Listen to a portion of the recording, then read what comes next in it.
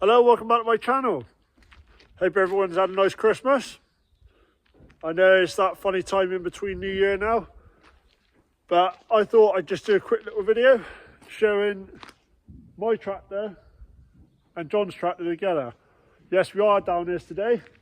I had to come down and drop something off, so I thought as the two tractors are together, I'd just do a little comparison. They are both very similar sized tractors, the case being 115 horsepower and mine being 130. So we'll start off with John's. They're both similar ages as well. So here's the 2019 plate and that one's a 2016 plate. At the back it's not too different. So you just got your three spools, obviously two for either side, and just on hydraulic brakes, which is obviously there. You've got a broken washer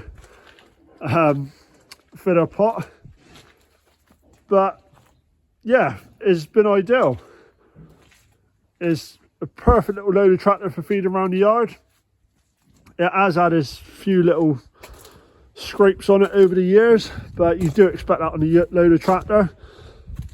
He is on about getting new tyres on it, so that is a bit of a difference on this tractor. They have been worn right down, but it does get used every day, and these tractors are appealing to a lot of people. If you are a small little dairy farm and you do have a few little bits of arable about, it's perfect. Or even like here, got a few bits of arable and beef, is ideal. It has got the added wheel weights there. You do need that on this tractor because it isn't heavier. So if you are carrying a silage bale, you do need that ballasted at the back. Otherwise it does get a bit rocky. One thing that I haven't said, but there is something wrong with this tractor at the moment. Not 100% sure yet. It's similar to like a clutch slipping, but it's not. It has been looked at by a mechanic and they are doing further investigations into it, so it might have to be split at some point. That is one of the reasons why mine's here as well, just to help do a few little jobs. But it has only done 2,500 hours. So it would be quite strange why that would be going if it is a clutch. But hopefully it's not. Hopefully it's something a bit simpler and they do get to the bottom of it. As when you go in reverse, it's absolutely fine. All the gears work, everything works. But when you go forward, you can't hardly go anywhere unless you put the gear in right down to, like, I don't know, first gear or something like that. You can't go anywhere, and especially if you've got a silage bale on the front, you're not moving. So the only way that you can actually use this tractor with a bit of weight on is by reversing. So when you've got the feeders and that around, you normally have to reverse right up to the feeders and literally tip it where you finish. So that is a bit about this tractor, and I expect in the new year this will all get sorted. But when I come down in next, I'll show you why that would be going if it is a clutch, what's been resolved and what the outcome was. Going over to my tractor, yes, it's an older tractor and we have owned this only, when was it? It was, well, not October just gone, not October before. Like I said, he's 130 horsepower. We did put the brand new loader on it. They're not cheap these days, are they? Inside it is a bit bigger cab. He's slightly bigger than the case. And I will say, comfortability wise, it's a lot more comfortable as well. You can add a lot of extras on this one as well, so you can have front suspension added and air brakes. I did show that in one of the, I think it was second video actually I'd done at the Royal Cornwall show. There was one there with air brakes on it. The only thing that is different from that one to this one is got AdBlue on it. So this one does need the AdBlue, whereas this one on the case, I think I prefer to have what's on the case. It's got a reburn system. So you do have that on, I think you've got that one on the Claas as well, but it doesn't come up like it does on the case. So on the case you get like a puff of smoke come up on the dashboard, and you hear the tractor go. Well, you hear it revving a lot harder. Whereas on this one, I'm not sure you do have a reburn on this one. Someone has to let me know. But yeah, the AdBlue obviously cleans the cleans the emissions on this one instead of just doing the reburn. But if it does do a reburn, someone just put it in the comment section and let me know. And obviously round there, you've just got your 3 spools as well, just like John's, 3 spools. But unlike John's, we do have the 3-pin plug outside, and we do have one on the inside. That annoys me, that being snapped. And that wasn't me that done that. I blame that on my dad. He went to hitch up a trailer, pulled that back too far and snapped it. So that is something I'm going to have to replace.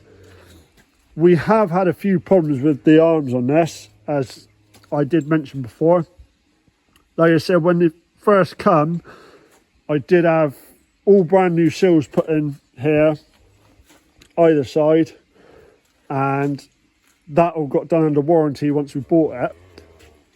And then we did have a little issue with the arms not going down.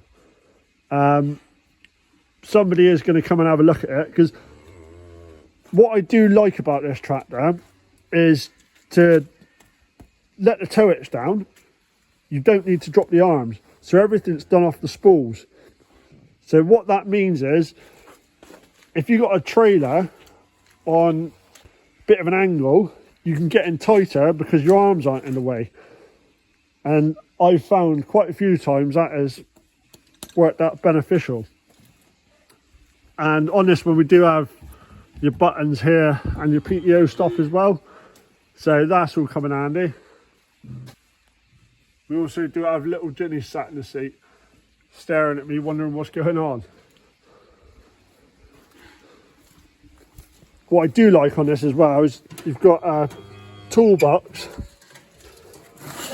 just situated there, all tucked out the way, and pretty easy to do. I did clean him off yesterday, that's why he's a bit shinier. He did look worse than John's did. So that was from all the muck spreading the other day I was doing. I plastered it, so it did need a good clean off, grease up. Before we bought this one, I never used an MX loader, and I will say they're pretty good. I've used, well, all of them now. That one on there is a stole loader, so that one come with the tractor, and that's a pretty good loader to be fair, but they do it differently. So I don't know if you can see that there. If you see that bit that's pulled out, that is how you unlock the pin on that one. And on this one, it's just like the quickies do. So you just pull the handle across, that's for your spools to go in there, and then when you hitch the bucket up, you just tilt it back, and then it's self-locking. So once that goes back, the spring releases and then pushes through, and then you go into the pins. That pin there goes in through there. So that is what I like about it, and it's quite easy to take off as well. Obviously with your easy handle there, put your legs down, you can take the loader off within, let's say, 5 minutes. I know the adverts and that say a bit quicker, but you know, sometimes it's not as quick as what they say. Look at her, she doesn't look happy, does she? she wants to come out and play. But I thought I'd just show you as they're both there together, the comparisons. Instead of like that one on the back, you've got the buttons there, which you can have, as you can tell. That one does do, well, it's a more basic way of doing it. Basically, you just do that, and then, yeah, well, it never gets used, to be honest. You just put it there, then those cogs, you ratchet it, basically, and then that levels your arms out. But to be honest, on this one, we just do everything from inside. Oh, and here's obviously just on your pins. So that pin there widens your, so it widens either side how much you want to move it to hitch up your implements, as well as that one there does your height. Whereas on this one, you undo that and then you've got to screw it. That is the only difference from that one to this one. But this is pretty much the same. So that you just lift that up, spin that round, whatever way you want to do it, and then that lifts it up and down. One thing that I'm not quite sure if I like it yet on this one,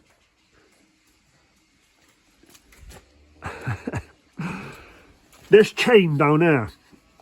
So I've never seen it on a tractor before, and a lot of people have said it to me as well. So this is for the toe edge, and it's fine. We don't have any problems with it. I spray it up all the time. But one thing I do worry about is, say if you're going through some big ruts and then that gets clogged up with mud, is that going to be quite easy for something to damage on there? That is the only thing that bothers me a bit, really.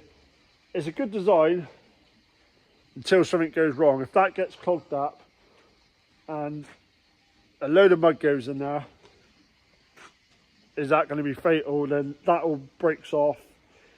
I don't know. Is it better than just a normal one like this, just with a rod? Who knows?